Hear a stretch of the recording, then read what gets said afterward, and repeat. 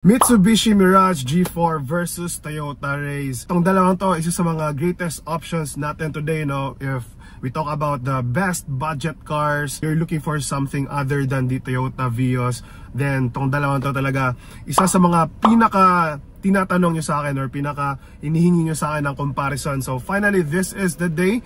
Finally, we're gonna be talking about the Toyota Rays versus the Mitsubishi Mirage G4. So I hope that you enjoy this one. Just sit back, relax, and enjoy. Here we go! What's up, gentlemen and ladies? Welcome to another episode of Project Gentleman. We're here. We love to talk about the things that help us win in life. And today, I have really been longing to share this topic with you guys. So hopefully by the end of this video, you'll be able to decide or realize which ones do you really want to get, or which features do you really need and which ones you don't. So once again, I just want to thank every single one of you who have been requesting, who have been asking, leaving their wonderful comments. I just really love to serve all of you. So keep those questions coming, and we're still gonna be doing our best as usual to cover all of them. So simulan kaagad natin sa variants that we will be discussing. Ano nga bang variants yung pipiliin natin for both these cars? So for your Mitsubishi Mirage G4, I would like to recommend the GLS variant. Yung talagang ano na talaga, best of the best. Aside from the Black Series, no, yun talaga yung you can get all of the Mirage G4 features. On the other hand, si Toyota Rays naman, I would love to recommend to you guys the G variant, or I would like to recommend in terms of dito sa comparison na to, no, because the turbo top of the line ni Rays is nasa mga 1 million na. So let's just keep it at the G variant, which is really a great deal kumbaga sa Toyota Rays na options. So again, for the Mitsubishi Mirage G4, GLS variant tayo, and then for the Toyota Rays, G variant naman tayo. So ano nga ba ang presyo nitong dalawang to? So for the Mitsubishi Mirage G4, you have 899,000 pesos. As of the making of this video, 1,000 pesos na lang, 900,000. So let's just put it there, 900k both of these cars, because for Toyota Rays, nasa 936,000 pesos po siya today. So yan, 900,000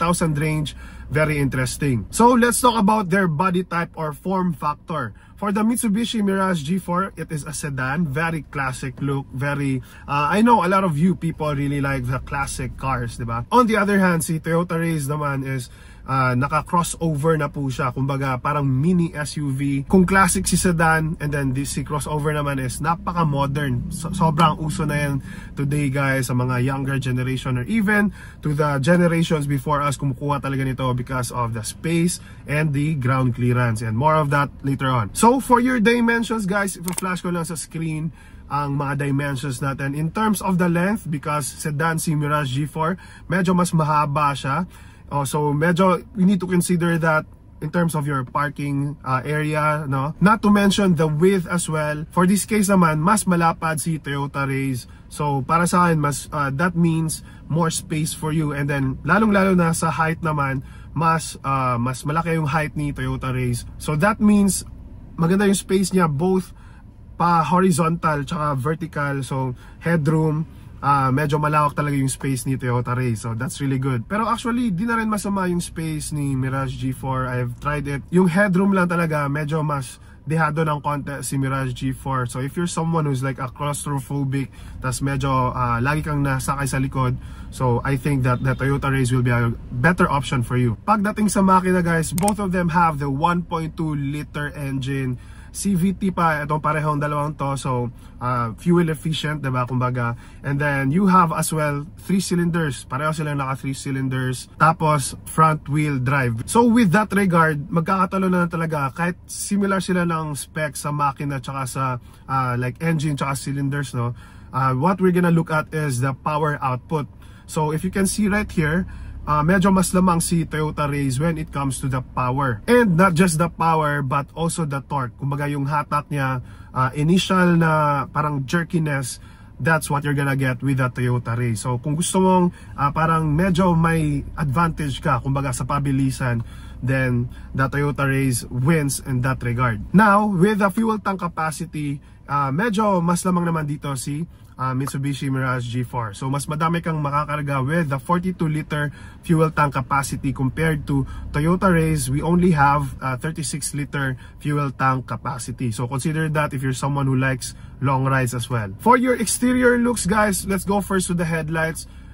For your headlights, you only have halogen for your Mitsubishi Mirage G4, which dito talaga ako na-impress kay Toyota because they put LED sa mga headlights nila even though hindi siya top of the line. So that's really impressive. But pareho silang naka halogen fog lights lang. Having that said, pasalamat na tayo merong fog lamps, di ba? Pareho silang merong fog lamps. So that's really good enough actually. Continuing on, for your side mirrors, guys, you have a power folding, power adjustable for Toyota Rays. So this one of my non-negotiable feature, alam nyo na yan. On the other hand, si Mitsubishi Mirage G4, unfortunately, power adjustable naman siya. Na-adjust mo yung tilt ng kanyang side mirrors, but unfortunately, you cannot electronically control it to power fold. So now let's go to your wheels, guys. For the Mitsubishi Mirage G4, you only have 15-inch monotone alloy wheels, and for the Toyota Rays naman, meron siyang 16-inch and monotone din na wheels. So kumbaga pareho silang monotone, no? So in fairness, yung 15-inch saka 16-inch is a very good na yun na size for this price point. So in line with that, no, you only have 170 millimeters of ground clearance for your Mitsubishi Mirage G4, which is a bit it is better than the Toyota Vios, no, for a sedan. So that's good enough actually. And then sa Toyota Rays naman is talaga dito siya dinudurog because you have 200 millimeters of ground clearance for your Toyota Rays. So if you're someone who lives sa mga malulubak na area, flood prone area, so I think this is talaga sobrang good selling point talaga ng mga crossover or subcompact crossover for that matter. Now let's go over to the back. You have, for your taillights, you have halogen lang yung kanyang taillights ni Mitsubishi Mirage G4, unfortunately. And then on the other hand, si Toyota Rays meron siyang LED taillights. So good news yon for those who want the Toyota Rays. Now let's talk about the reverse camera. Sino bang merong reverse camera sa kanilang dalawa? Fortunately, good news, both of them have reverse camera. So that's non-negotiable for me. So thankfully, you have that for both these cars. So now, natapos na tayo sa exterior. Ano namang meron sa interior ng dalawang to? So let's start with your steering wheels.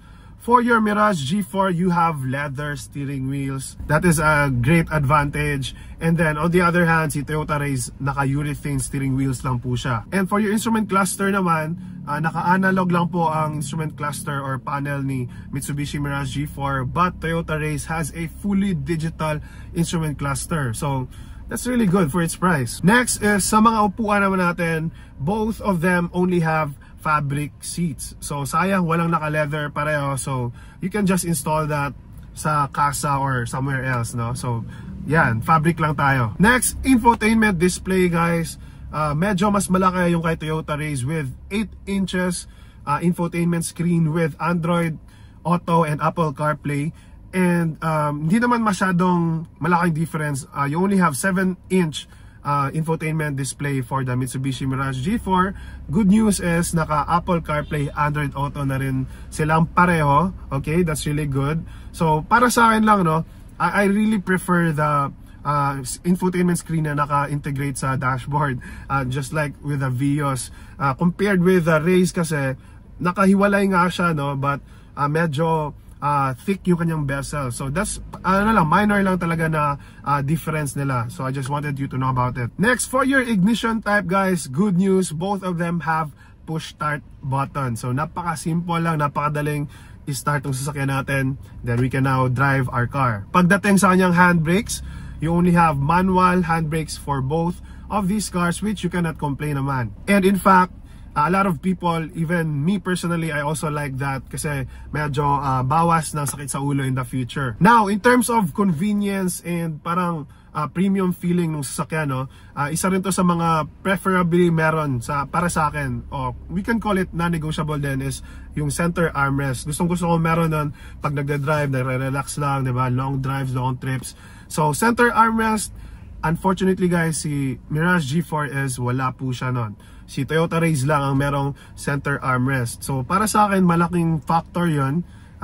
That's a very big win to Toyota. Door lock system guys, pareho naman silang naka-electronic door lock, so that's really good. But the advantage of the Toyota Race is meron siyang speed sensing door locks.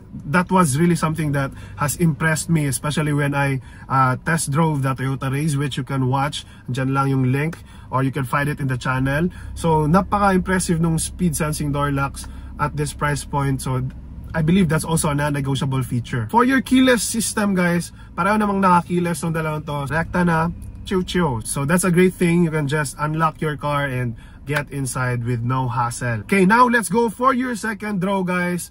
Unfortunately, pareho po sila. They don't have, both of them, they don't have second row AC vents. So if you're palagi kayong more than 2, no? Like 3 to 4 people kayo lagi, so you could consider other models. So yan, para dito sa Race tsaka G4, both of them doesn't have the AC vents. Then that also means na pareho din silang walang charging port. So a little bit inconvenient siya sa mga back passengers natin or rear passengers. But yeah, that's also something that you need to sacrifice, or you need to have a workaround. Speaking of convenience naman, Mirage G4 wins in this category of second row armrest. So si Mirage G4, like I always, I'm very impressed with Mitsubishi's style na nilalagyan talaga nila ng armrest yung kanilang mga second row seats. So that's a great job with Mitsubishi. And then one last major category na differences nila is with your spare tire guys. For the Mirage G4, you only have a donut type, or yung kumbaga steel wheels.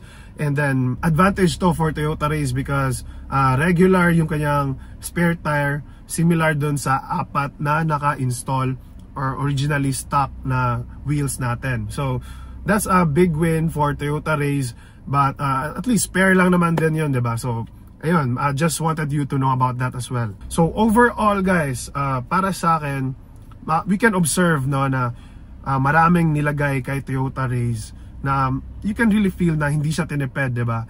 On the other hand, si Mitsubishi Mirage G4 has, para sa akin, most of the things that you're gonna need for a sedan or a family car or a first car nga, parang decent enough naman, good enough na nga siya. I also love kay Mirage G4 yung kanyang buttons, no, sa side tsaka sa trunk.